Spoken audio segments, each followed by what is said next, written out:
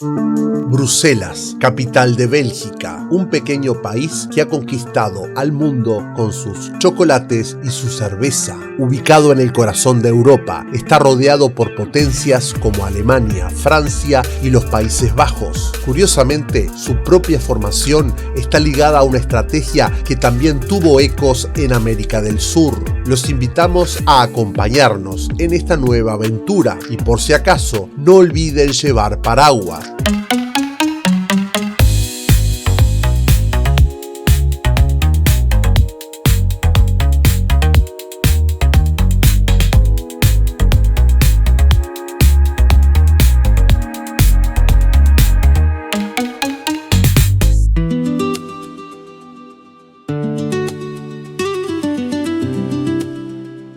Hola compañeros de viajes y aventuras, hoy continuaremos recorriendo esta fascinante capital europea para visitar uno de sus iconos más emblemáticos y sin duda uno de los más singulares, el Atomium. Como se encuentra a unos 8 kilómetros del centro, para llegar hasta allí decidimos utilizar el transporte público belga, una excelente opción para moverse por Bruselas. El tranvía, que es como el metro. Sí, el tranvía. Raúl está como re decepcionado. Sí, yo quería andar en tranvía. ¿Y esto es tranvía? No, pero esto es metro. Yo quiero andar por bueno, arriba. pero tenemos que hacer una combinación, vamos a ver capaz que la combinación. Quiero andar por tranvía, que tanto vi en Praga, allá en Ámsterdam.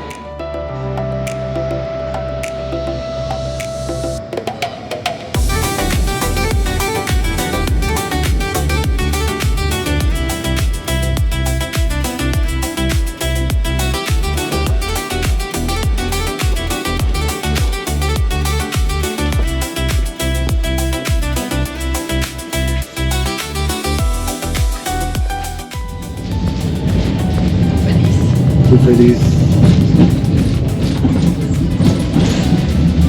El tranvía trucho dejó de ser trucho y ahora es un tranvía.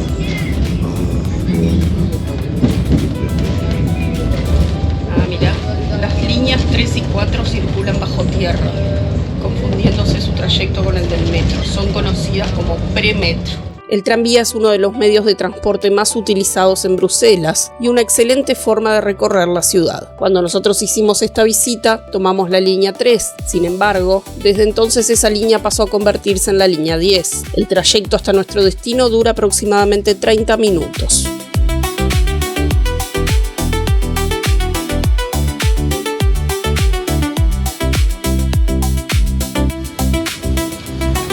Estamos prontos para llegar a nuestro destino en este día gris. Y nuestro destino está nada más ni nada menos que ahí. El Atomium.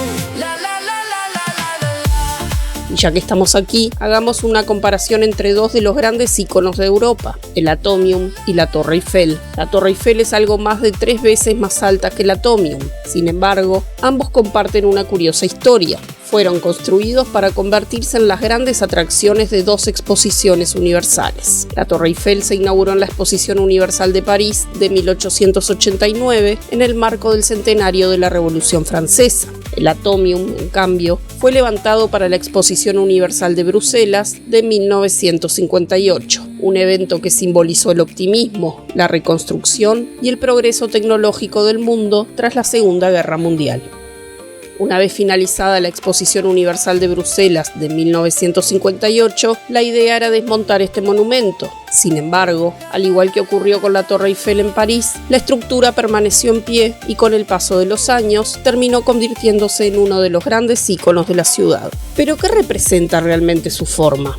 Aunque su nombre pueda llevar a pensar en un átomo, en realidad representa la estructura de un cristal de hierro a temperatura ambiente, conocida como cúbica centrada en el cuerpo. En esta disposición, 8 átomos ocupan los vértices de un cubo y un noveno se encuentra exactamente en el centro. Cada una de las 9 esferas del atomium simboliza uno de esos átomos. Tienen un diámetro de 18 metros y aunque originalmente estaban recubiertas de aluminio, hoy lucen un revestimiento de acero inoxidable, responsable de ese brillo tan característico. En la esfera superior funciona un restaurante con un mirador panorámico. Nosotros no llegamos a visitarlo porque estaba cerrado, pero si tienen la oportunidad, vale mucho la pena subir. De todas formas, en los próximos minutos les mostraremos cómo fue nuestra experiencia recorriendo el interior de este icono belga.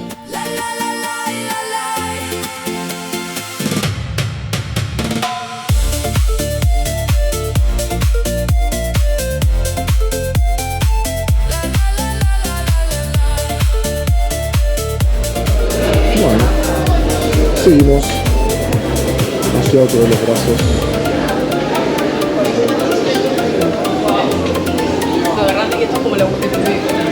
Wow. Este sitio ofrece una experiencia sumamente inmersiva en lo que es música y luces. Si ustedes, algún familiar o conocido son personas sensibles a las luces destellantes, como por ejemplo personas con autismo o alta sensibilidad, este sitio no es un lugar que se lo recomendemos. Como podrán ver en las imágenes, los destellos continuos, intermitentes y rápidos, la exposición a la luz y al sonido de forma agresiva, sumado a los espacios cerrados, puede ocasionar epilepsia fotosensible, migrañas crónicas o trastornos del procesamiento sensorial al experimentar una sobreestimulación. Si no tienen ninguno de estos problemas, es un sitio que sí les recomendamos visitar. Vale mucho la pena.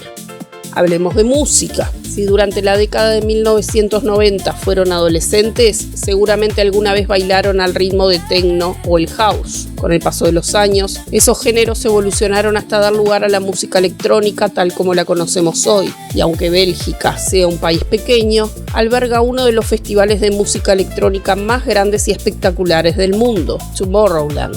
Cada mes de julio, a unos 30 kilómetros de Bruselas, cientos de miles de personas llegan para vivir esta experiencia. Debido a la enorme demanda, el festival se desarrolla durante 2 fines de semana y reúne alrededor de 400.000 asistentes. El récord se alcanzó en 2022, cuando, tras la pandemia, se celebró de forma excepcional durante 3 fines de semana y convocó a 600.000 personas. Una prueba más de que Bélgica no solo conquista por su chocolate y su cerveza, sino también por uno de los mayores espectáculos musicales del planeta.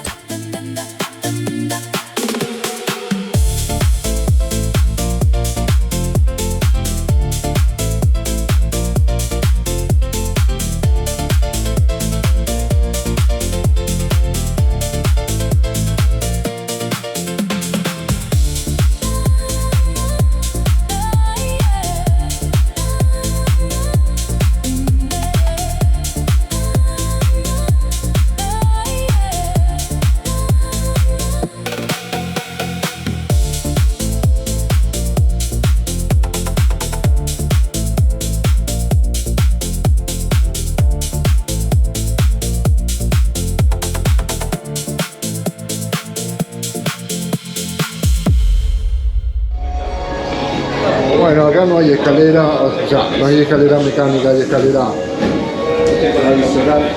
Así que hacer un poco de ejercicio. Uno no tiene mal.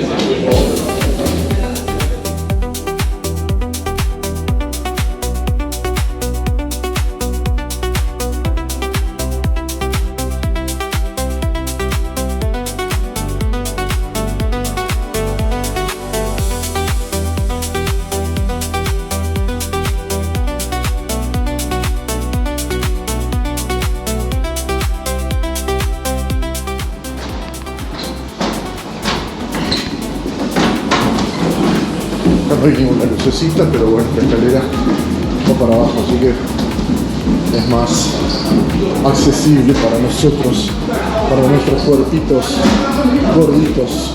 Como mencionamos anteriormente, el Atomium fue construido para la Exposición Universal de Bruselas de 1958, pero para entender su verdadero significado hay que situarse en el contexto de la época, un mundo dividido por la Guerra Fría. Si quieren conocer más sobre este periodo, les recomendamos nuestros videos sobre Berlín, la ciudad que mejor simbolizó aquel conflicto. En las décadas de 1950 y 60, el planeta vivía bajo la amenaza de una guerra nuclear entre las dos grandes superpotencias, Estados Unidos y la Unión Soviética. El temor a un conflicto atómico era constante. En ese escenario, el Atomium nació con un mensaje muy claro: mostrar que la energía nuclear podía ponerse al servicio de la paz, la medicina, el desarrollo y no únicamente de la destrucción.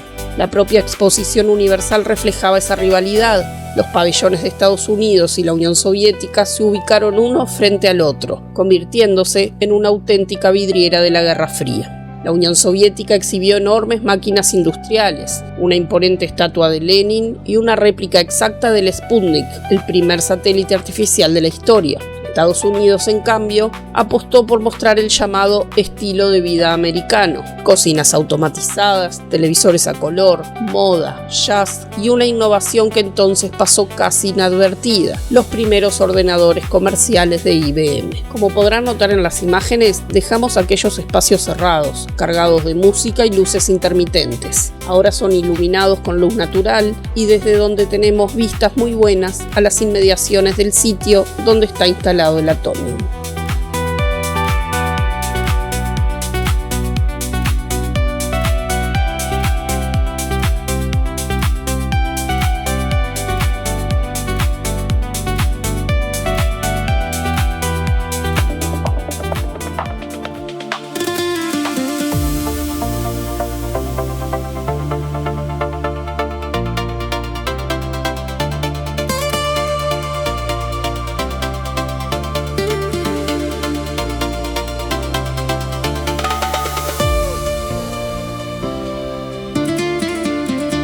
Nuestra visita a este ícono de Bruselas llegaba a su fin. Sin dudas, el Atomium es una obra que desafió los límites de la arquitectura y la ingeniería en la década del 50. Su construcción demandó apenas 3 años y en su tubo central es el que conduce hasta la esfera superior, donde funciona el mirador y el restaurante con vistas privilegiadas de la ciudad. Como ya les comentamos, se encontraba cerrado y no pudimos subir, pero si ustedes tuvieron la oportunidad de hacerlo, cuéntanos en los comentarios cómo fue la experiencia.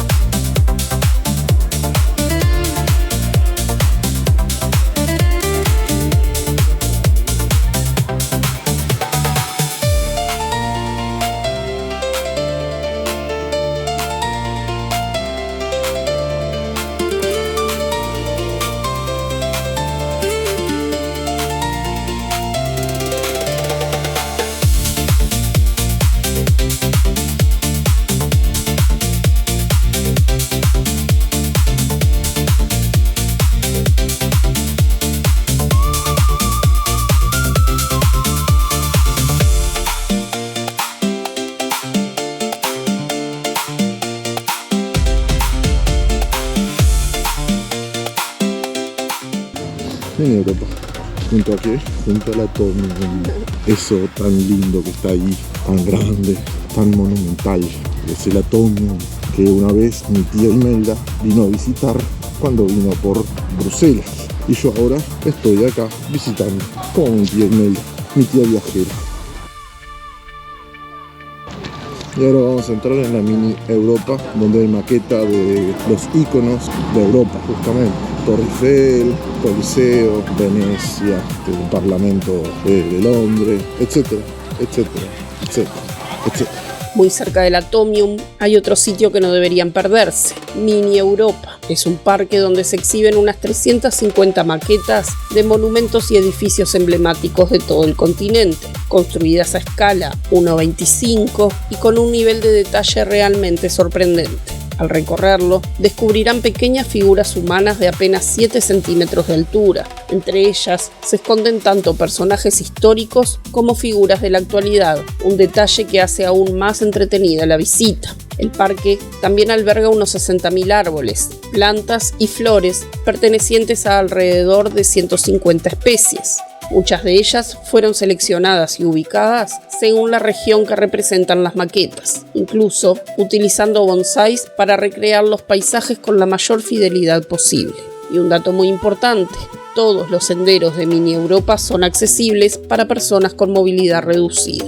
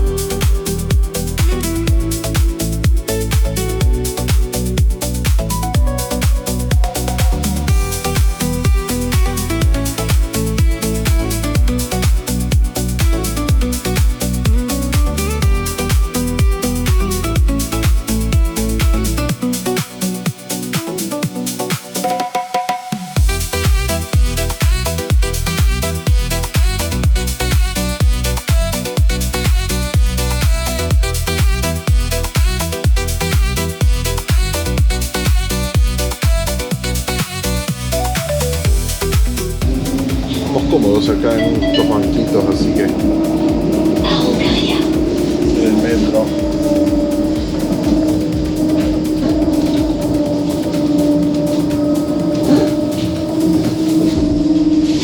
Quería andar en tranvía. Yo quería andar en tranvía.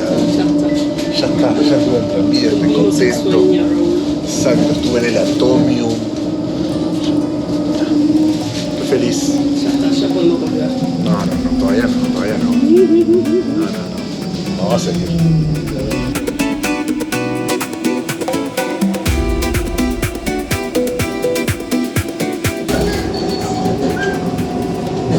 Sueño entrar en tranvía.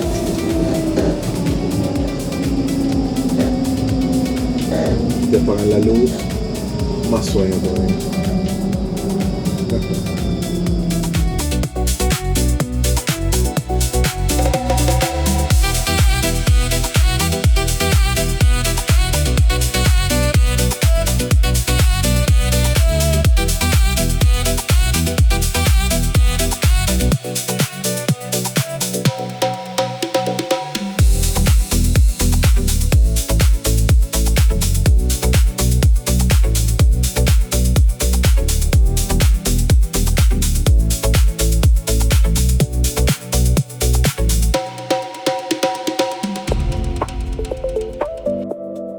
De regreso al centro de Bruselas, los edificios históricos volvieron a captar nuestra atención. El que están viendo es la iglesia de San Nicolás, una de las 4 iglesias más antiguas de la ciudad y además la mejor conservada. Su origen se remonta al siglo XII, alrededor del año 1125, y en 1936 fue declarada monumento histórico. Está dedicada a San Nicolás de Mira, patrono de la caridad, de los niños, de los marineros y de los comerciantes. No es casualidad entonces que la iglesia se levantara junto a la antigua calle de los comerciantes y a pocos pasos de la histórica plaza del mercado. Y fue precisamente allí a donde regresamos, esta vez con una diferencia importante. El clima finalmente nos acompañó y pudimos disfrutarla sin lluvia.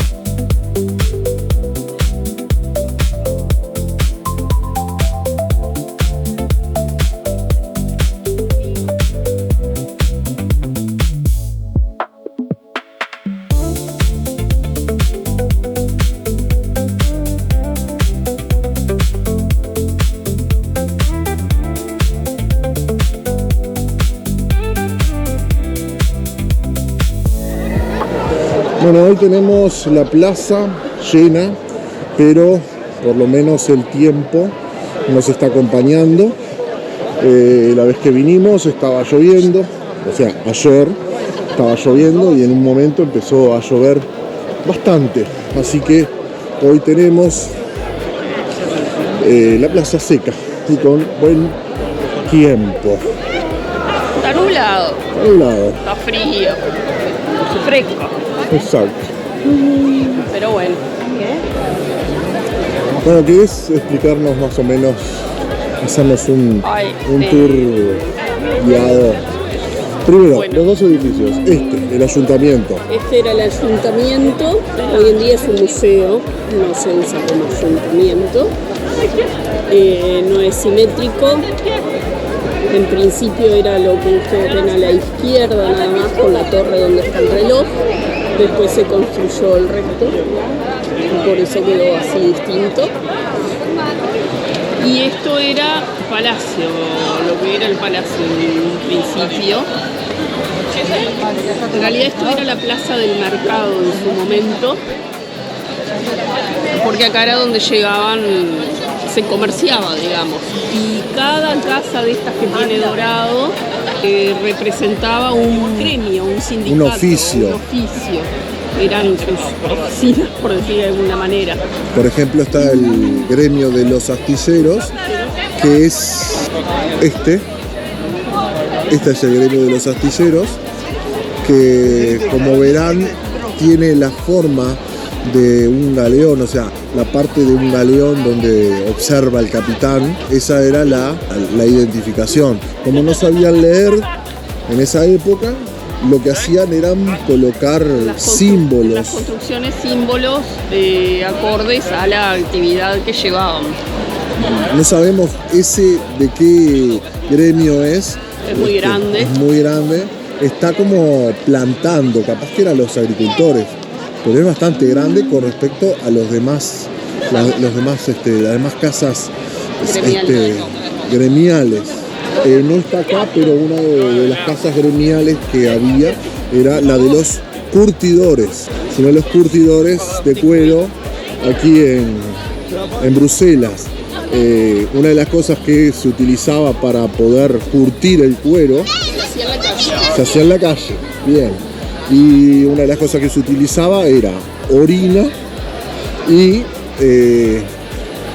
excremento de ave. Entonces, ¿qué pasa? Para poder tener la materia prima, para poder curtir, una de las cosas que se hacía era a los niños, en cierta manera, se los invitaba a hacer pipí arriba de los cueros y a cambio de eso les daban un pan. Exactamente. Entonces los niños tenían comida y ellos tenían pichí para poder curtir los cueros. De ahí surge el Manneken Pis. Exactamente. El niño meón. Es como un homenaje a esos niños y está en ese altar, en esa fuente. Donde estuvo en la calle donde estuvo los curtidores. Donde estaban los curtidores. Muy bien. Por eso, el Manneken Pis. Hoy en día no está la casa de los curtidores, pero sí está el Manneken Pis, que pasó a ser un símbolo de Bruselas. Así que es de lo más conocido el Manneken Pis. Mucha gente por todos lados. Esto es alrededor de la plaza donde estuvimos recién, donde era el mercado grande, el mercado, y donde estaban las casas gremiales. Y todo alrededor son construcciones viejas. Algunas recicladas, pero bueno, la mayoría guardan respeto a las tradiciones.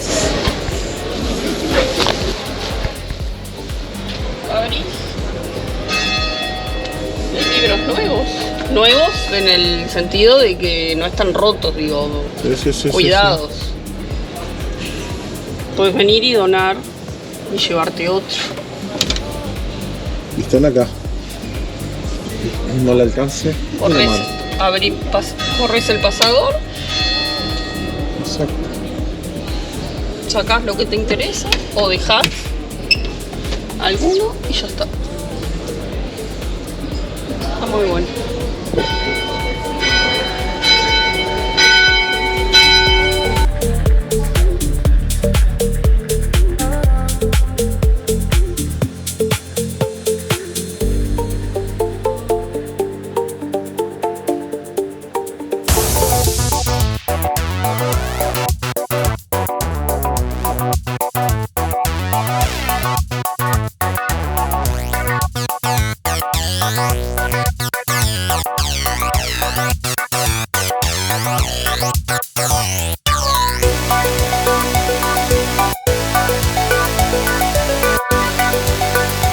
Bruselas nos pareció una linda ciudad. Si bien el tiempo no nos acompañó mucho al principio, igual la disfrutamos. Sí, fue un poco decepcionante, como le ha pasado a muchos, encontrarnos un Manneken Pis tan pequeño, pero de todas formas no puede faltar si estamos en la ciudad. ¿La recomendamos? Sí, no es imprescindible si no tienen mucho tiempo, pero si cuentan con un par de días extra y están en el país, es interesante poder conocer la capital, que además no exige mucho a nivel físico, o al menos eso nos pareció a nosotros. Hasta aquí nuestro recorrido por Bruselas. Esperamos que les haya gustado y nos vemos en una próxima aventura.